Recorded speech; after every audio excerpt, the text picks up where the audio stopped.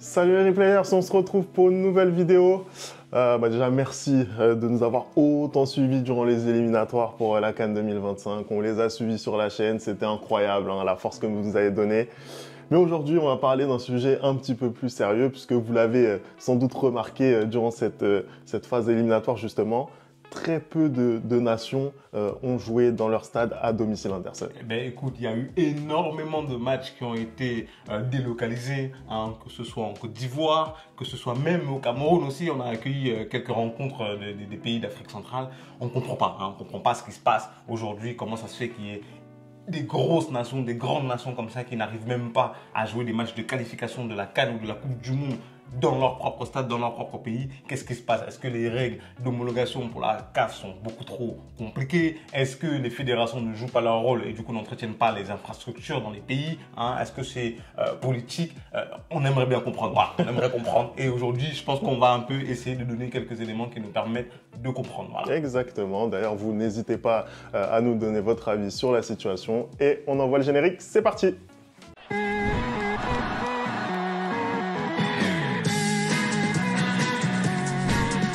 Allez, on commence tout de suite cette vidéo. Avant de commencer, merci à tous ceux qui nous suivent, ceux qui like, ceux qui commentent. Vous êtes de plus en plus nombreux. Les autres, n'hésitez pas. Il y a encore beaucoup de personnes qui regardent la chaîne et qui ne sont pas abonnés.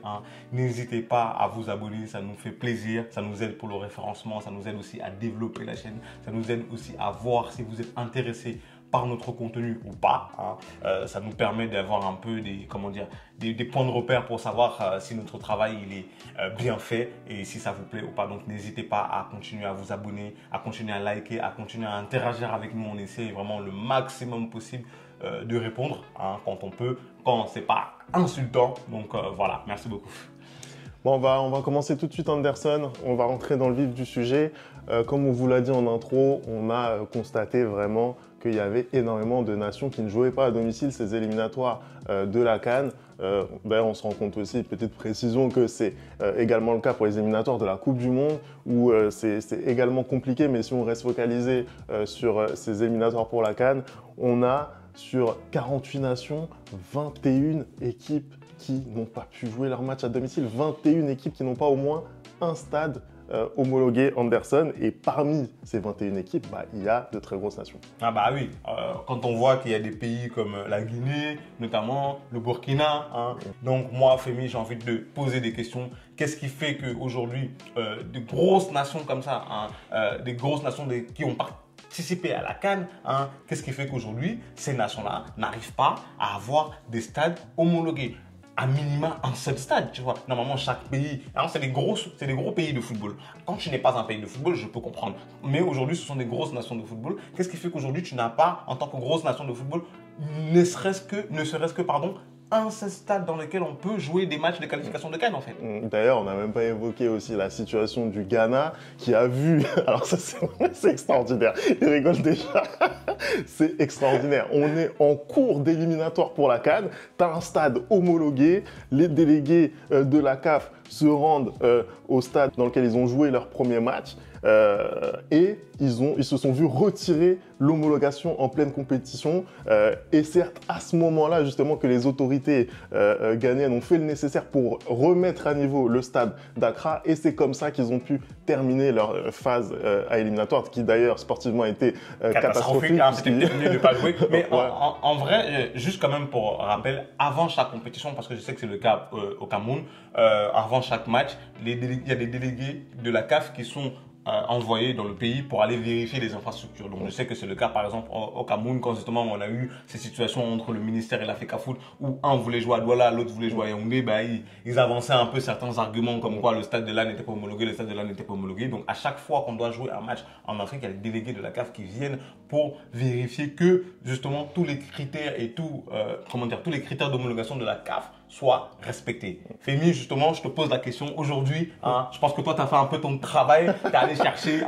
C'est l'historien de la page, c'est l'historien de la chaîne, pardon. Aujourd'hui, quels sont les critères de la CAF pour homologuer ou non un stade pour une compétition? Aujourd'hui, en tout cas, on ne peut pas reprocher à la CAF de ne pas être clair sur les critères. D'ailleurs, ils sont disponibles sur le site de la CAF. Il y en a, en tout cas, il y a 8 grosses catégories autour desquelles justement la CAF cherche à appuyer. Bien entendu, il y a le terrain, notamment l'état de la pelouse. Il y a tout ce qui tourne autour des équipements pour les officiels, les arbitres, les équipes également qui viennent participer à ces matchs.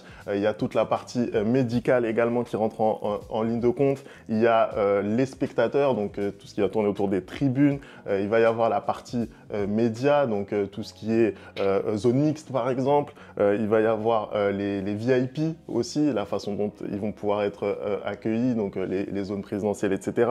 On va avoir toute la partie liée à la diffusion télévisuelle des matchs. Et ça, parce qu'il y a énormément, par exemple, de matchs souvent où on n'a même pas la possibilité de les regarder. C'est incroyable. Tout simplement parce qu'ils ne sont pas retransmis et c'est pas normal du tout. C'est pas du tout normal. D'ailleurs, il y a également la partie VAR qui fait partie de cette catégorie-là. Et puis, on a l'espace lié à l'entraînement, donc tout ce qui va être échauffement pour les joueurs en début de match, par exemple, ou même tout ce qui va être lié à la récupération des joueurs, etc. en fin de match. Donc ça, c'est 8 grosses catégories sur lesquelles la CAF insiste. Et parmi ces catégories, on va avoir des niveaux d'exigence. Donc typiquement, voilà, on peut avoir sur certains critères des choses qui vont pas être requises, par exemple pour un match éliminatoire pour la CAN, mais qui vont être requises lorsqu'on organise la compétition, lorsqu'on héberge un match de la compétition. Donc déjà, en termes d'exigence, je trouve qu'il y a un décalage. On devrait déjà mettre le niveau d'exigence très haut. Après, je peux comprendre ça. Pourquoi? Parce que typiquement, là, ce que tu viens d'expliquer, c'est tout simplement, c'est simple. C'est-à-dire qu'on prend le cas, par exemple, je sais pas, à Yaoundé, on a 2 stades. On peut nécessairement penser qu'il y a un stade qui peut être homologué pour les qualifications, mais lorsque maintenant le Cameroun doit accueillir la compétition, ce stade-là qui est homologué pour des qualifications, mais ne l'est pas du tout pour la compétition et les phases finales de la CAN. Donc en gros, je pense que ce niveau-là aussi, c'est pour jauger justement les stades qui sont présents dans chaque pays, parce que je pense qu'il y a énormément de pays. Tu prends un pays comme le Ghana, je pense que les stades ne doivent pas manquer. Je pense qu'il doit y avoir des stades justement qui sont homologués pour des qualifications. Bon, pour le coup, c'était pas le cas, mais si demain le Ghana doit organiser la compétition, en plus on le rappelle, on est passé à une compétition à 24 maintenant, ce serait très compliqué pour homologuer ces stades-là. Je rappelle, pour ceux qui ont oublié, que la Coupe d'Afrique des Nations au Cameroun et en Côte d'Ivoire se sont joués pour le Cameroun. Je me rappelle plus, ça s'est joué en 2021, 2020, ça devait jouer en 2021, ça s'est joué en 2022 et finalement la Côte d'Ivoire ça devait se jouer en 2023, ça s'est joué en 2024. On se rappelle que l'une des principales raisons pour laquelle ces CAN ont été repoussées, c'est parce qu'on était passé à une CAN à 24 et donc du coup il fallait beaucoup plus de stades. Il fallait 6 stades maintenant, alors qu'avant il me semble que 4 stades suffisaient. Et justement, que ce soit le Cameroun ou que ce soit la Côte d'Ivoire, ils avaient pris du retard sur la construction des stades. Mais bon, au final, on a vu que les stades ont été prêts. Moi, j'étais en Côte d'Ivoire, j'ai vu que les stades étaient prêts pour la compétition.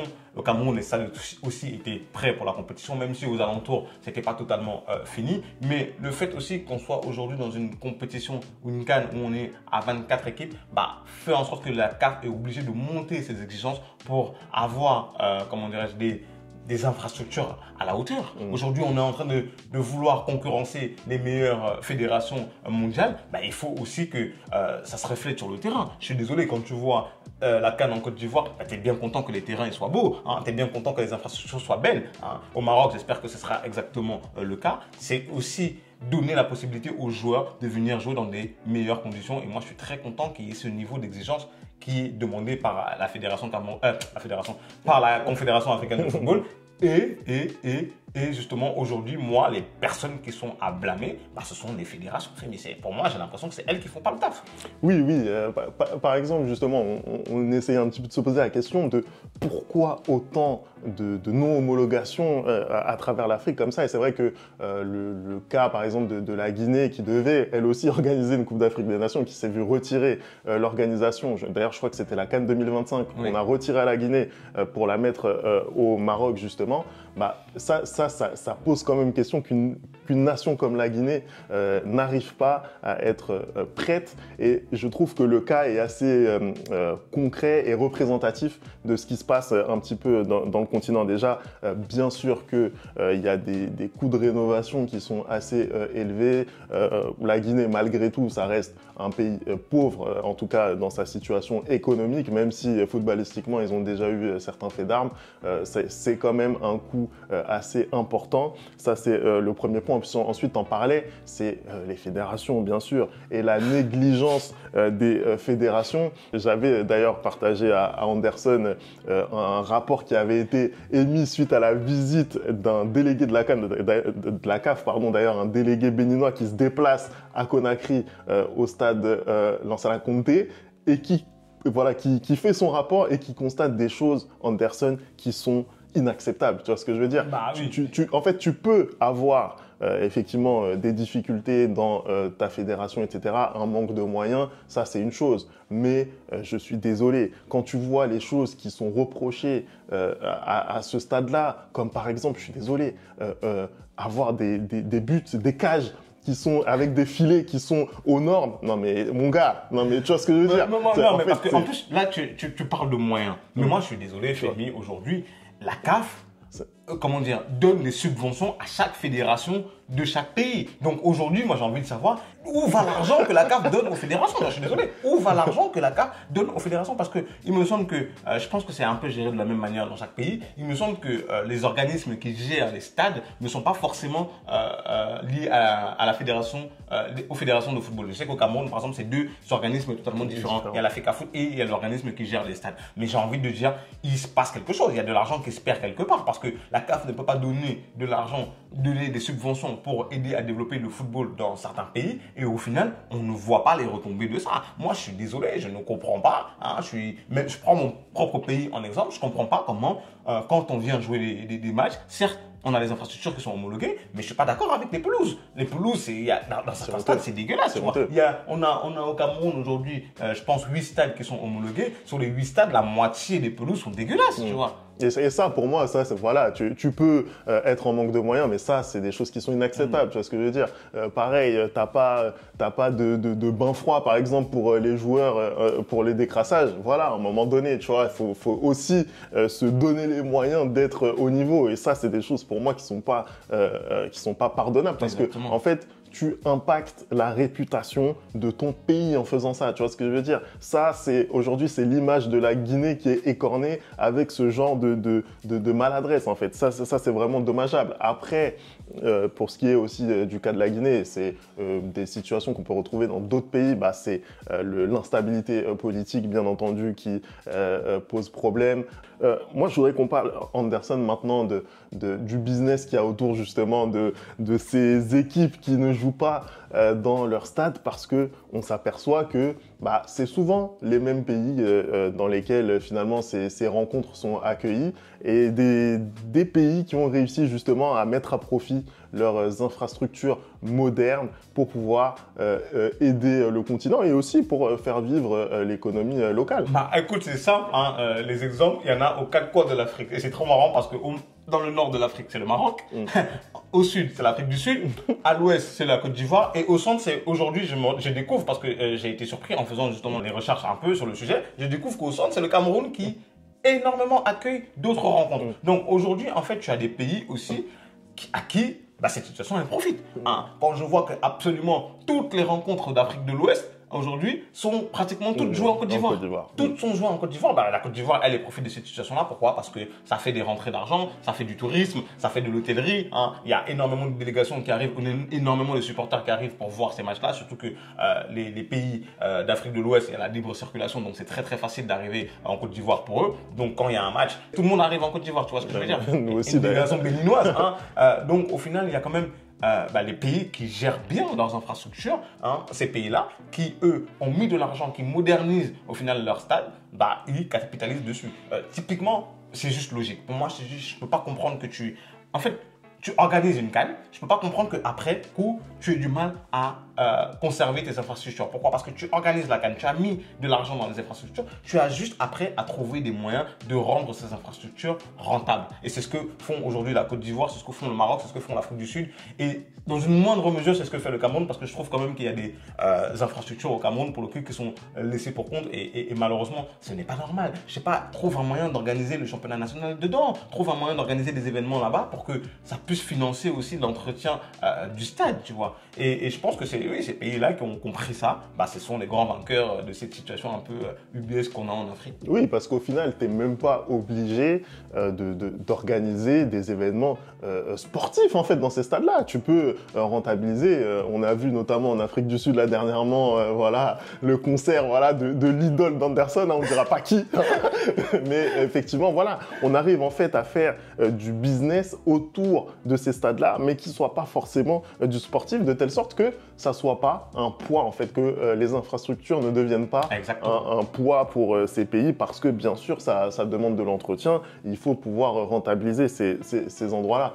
Anderson, maintenant, si on essaye un petit peu de se projeter sur la suite, comment, selon toi, on sort de cette situation? Comment fait-on? Je pense que les organismes responsables aujourd'hui des infrastructures et les fédérations de chaque pays doivent travailler de mainmise, doivent travailler ensemble, doivent essayer un maximum de respecter les exigences de la Confédération africaine de football, de la CAF, et doivent, à un moment donné, quand on leur donne des subventions, vraiment l'utiliser pour le football. Aujourd'hui, on ne peut pas espérer un développement du football africain si on n'a pas les infrastructures pour pouvoir accueillir des matchs de qualification ou des matchs de Coupe d'Afrique des Nations. Tu vois ce que je veux dire? On veut rivaliser avec le football européen, le football en Amérique du Sud et le football mondial. Il faut qu'on se donne les moyens de le faire. Aujourd'hui, tu es en train de me parler du fait que des joueurs ne peuvent pas faire des bains froids. Ce n'est pas normal. Je suis désolé, aujourd'hui, du moins les grosses nations de football aujourd'hui, il n'y a aucune d'entre elles qui ne devrait être derrière. On devrait être à la pointe de ce qui se fait dans le monde, en fait, pour que quand nos joueurs viennent jouer des matchs, ils soient au maximum. Pourquoi pendant longtemps les clubs refusaient que les joueurs viennent jouer les matchs en sélection? C'est aussi parce qu'il y avait des risques de blessures. Pourquoi il y a des risques de blessures? Parce que le terrain n'est pas bon, parce que la préparation n'est pas bonne. Donc du coup, gommons en fait toutes ces tâches qu'on a aujourd'hui dans nos CV pour que plus personne, plus aucun club puisse dire à tel joueur que non, tu ne vas pas aller au rassemblement parce qu'on a peur que tu te blesses. Non, non, non, il faut qu'on se professionnalise. Aujourd'hui, il y a énormément de pays qui ne jouent pas leur rôle et la CAF doit taper beaucoup plus du poing sur la table. Aujourd'hui, s'il faut sanctionner des pays, sanctionnez-les, c'est tout. Oui, bien sûr. Je pense que c'est un travail mutuel entre la CAF, effectivement, qui doit continuer à soutenir financièrement toutes ces fédérations-là, les fédérations en elles-mêmes aussi qui ont leur part de responsabilité, bien sûr. Les autorités locales, parce que toi, tu es une fédération, si tu n'es pas soutenu par l'autorité, c'est-à-dire le ministère des Sports, même le plus haut sommet de l'État, c'est compliqué. Donc, ces entités-là doivent travailler de concert. Et puis, tu l'as dit, on parlait tout à l'heure de la situation, par exemple, de l'Ouganda, du Kenya. Je crois que c'est une co-organisation avec la Tanzanie pour la CAN 2027.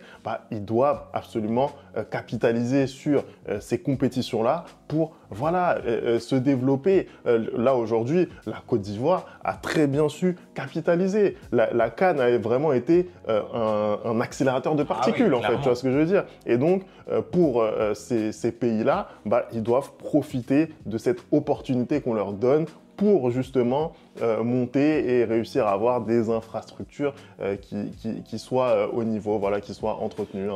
En tout cas, on l'espère. On espère vraiment que chacun fasse sa part du boulot, parce qu'aujourd'hui, on en a besoin dans le football africain. On a besoin vraiment que notre football il rayonne dans le monde. On a besoin de tout ce qu'on peut pour pouvoir aller chercher ce trophée, cette Coupe du Monde que le continent a tant besoin. Allez, merci d'avoir regardé cette vidéo. On n'oublie pas les bonnes habitudes @thereplayfoot et on se retrouve très vite pour une nouvelle vidéo. Ciao.